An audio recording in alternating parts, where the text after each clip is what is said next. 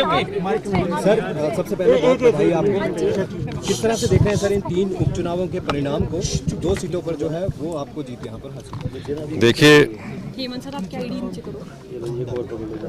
अभी 1 महीना पहले जब लोकसभा के चुनाव हुए तो तीनों विधानसभा क्षेत्रों में भारतीय जनता पार्टी के लोकसभा के प्रत्याशी 15-15 हजार वोटों की लीड से जीते।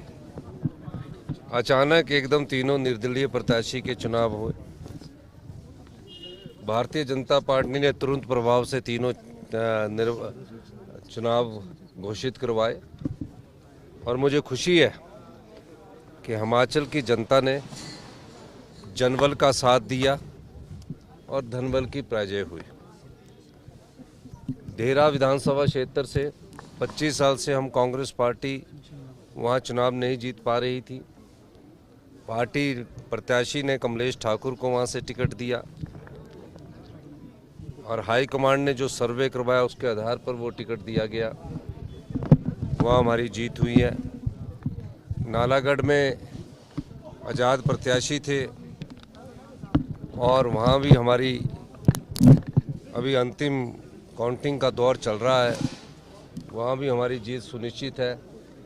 हमीरपुर विधानसभा क्षेत्र में जो अंतिम अभी परिणाम में हम थोड़े पिछड़े हुए हैं, तो हम कह सकते हैं निश्चित तौर पर कि कांग्रेस पार्टी की जो 11 दिसंबर 2022 को सरकार बनी थी उस समय 40 सीटें थी।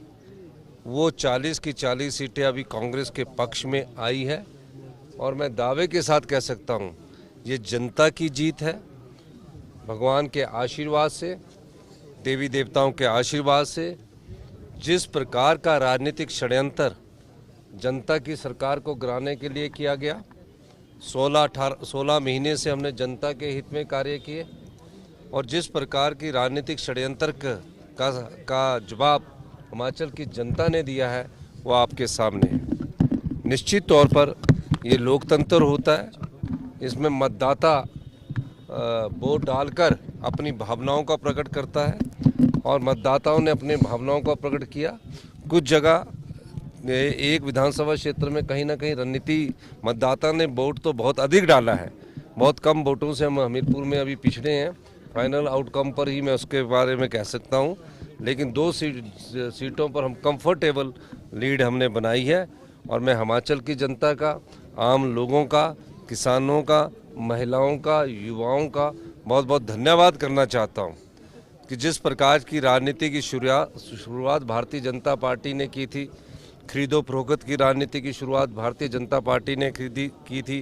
28 फरवरी से जो प्रदेश में अनिश्चितता का माहौल चल रहा था और पूर्व मुख्यमंत्री जयराम ठाकुर जी बार बार कह रहे थे कि 4 जून को 2 सरकारें बनेंगी और अभी भी जनता को ठग रहे थे कि हम तीनों सीटें जीतने के बाद दोबारा से सरकार बनाएंगे।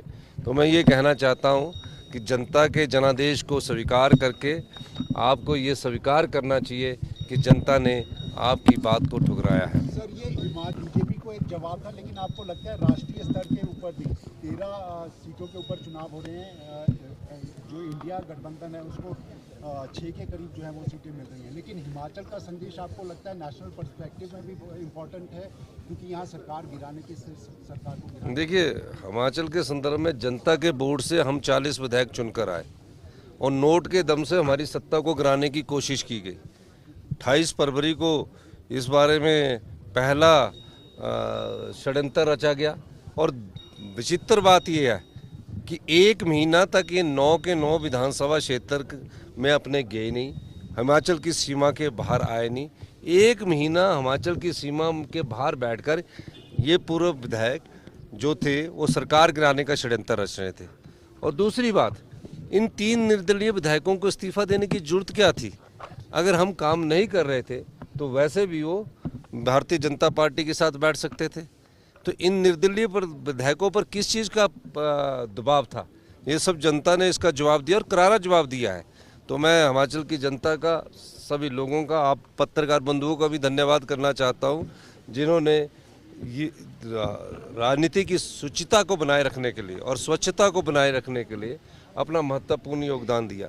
भविष्य में आने वाले 50 साल में कोई भी पार्टी ताकतवर हो, मैं किसी की बात नहीं करता, जो जनता के वोट से चुनकर सरकार बनाती है और नोट के दम से जिसको गिराने की कोशिश की जाती है, ये जनता का जवाब उन पार्टियों को है।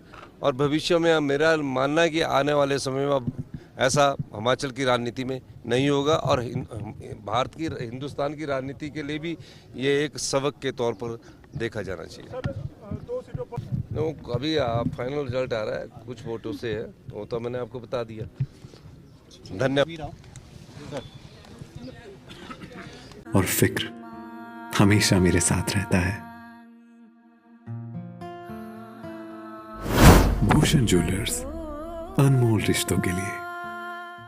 गाड़ी जैसी भी हो, छोटी से लेकर बड़ी, सभी प्रकार की कारों के लिए अब आपको कार की scanning, coding, meter repairing, centre locking के लिए चंडीगढ़ या कहीं और जाने की जरूरत नहीं। अमर मोटर आपके अपने शहर सोलन और शिमला में लेकर आए हैं ये सब सुविधाएं। किसी भी तरह की denting, painting, electrical, mechanical work के लिए आप दिए गए नंबरों पर फोन कर सकते हैं, डोर स्टेप सर्विस ले सकते हैं। जब आपको इन सारी समस्याओं का समाधान घर बैठे मिल रहा है तो चंडीगढ़ जाने की क्या जरूरत। अमर मोटर आए, अपनी समस्याओं का समाधान कुछ ही मिनटों में पाए।